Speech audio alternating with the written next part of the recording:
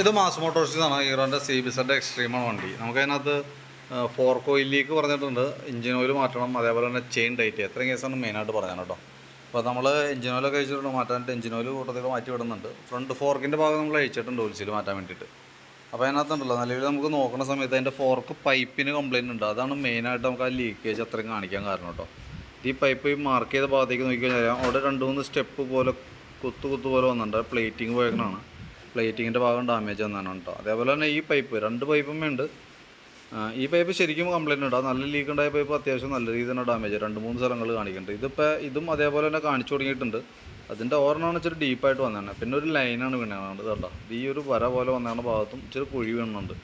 1-2 സ്ഥലങ്ങളിലുണ്ട് അത്. ഈ സൈഡിലുണ്ട്, ഈ ഭാഗത്തുണ്ട്, പിന്നെ ഈ സൈഡിലും ആ ഒരു കുത്തുപോലെ കാണിച്ചു തുടങ്ങിയിട്ടുണ്ട്. അപ്പോൾ അങ്ങനെ വരുന്ന സമയത്ത് സ്വാഭാവികമായിട്ട് ആ ഓയിൽ സീൽ അവിടെ കവറാവില്ല.